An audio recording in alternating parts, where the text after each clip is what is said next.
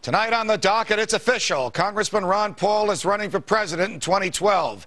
This 12-term Republican congressman is known as Dr. No for standing up and saying hell no to big government. He's staunchly opposed to America's myriad of undeclared violent and costly wars.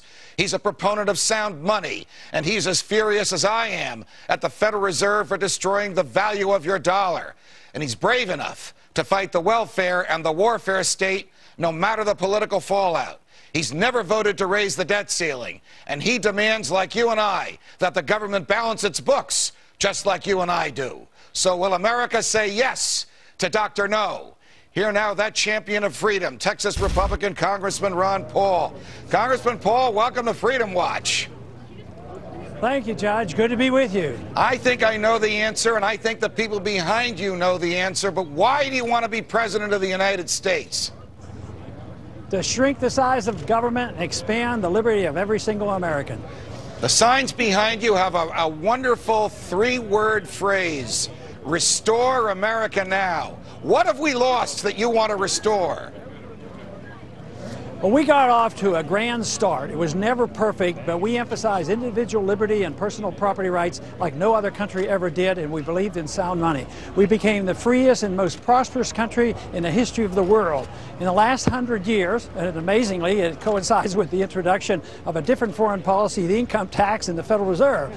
I think we've lost our liberties, and we have undermined our economy to the point where it's more productive for businesses to go overseas, and our jobs are hurting here, and all we do is think that we can print money and spend money and get us out of this mess. And the answer is only to be found in restoring the constitutional limits on federal government to allow us to have a sound currency and believe in free markets. That is the answer to our problem. It's not that complex, and fortunately, I think the sentiment in this country is shifting in our direction, and I'm becoming more optimistic than ever. I have to tell you, Congressman, I'm in full agreement with you. I think the sentiment is shifting in large measure because of you. I mean, 4 years ago, the Republican establishment did not want to take you seriously. Now they are forced to take you seriously, not just because of the young people behind you, but a CNN poll showing you have the best chance at beating President Obama. My colleagues Kirsten Powers and Juan Williams, Democrats, saying you are the most intellectually honest and consistent Republican.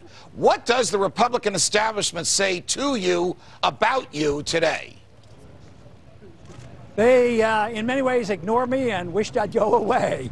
But it's interesting. There is a shift, but I don't take all the credit for that. I have participated, but people like you and many others have been spreading a message, and you know how much I emphasize education and the internet and the young people's enthusiasm, and all these things are coming together. And you have to have a sentiment change. I believe the government is a reflection of the sentiment of the people. The values of the people will be what we have in government. So you can't sit back and say, well, it's all the government's fault. What we have to do is change the sentiment of the people.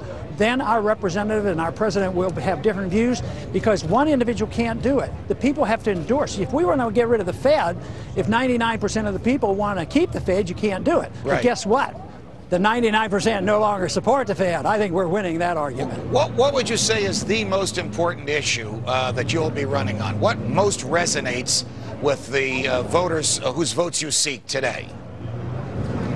Well, in general, it's the description of personal liberty, allowing individuals to run their personal life, allowing individuals to run their economic life, spend their monies as they pick, and also that incorporates the foreign policy of non-intervention.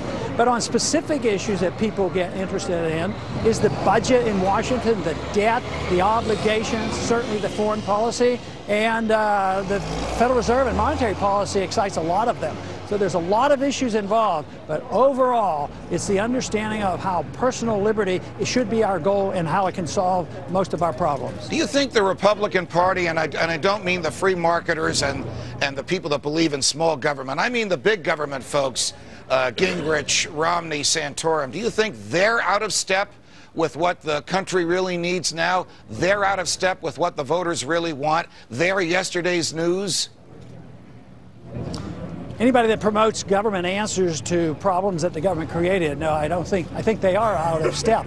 Unfortunately, for the last many decades, they have been the status quo. You know, even when Republicans say one thing about reducing the size of government, take for instance the Department of Education.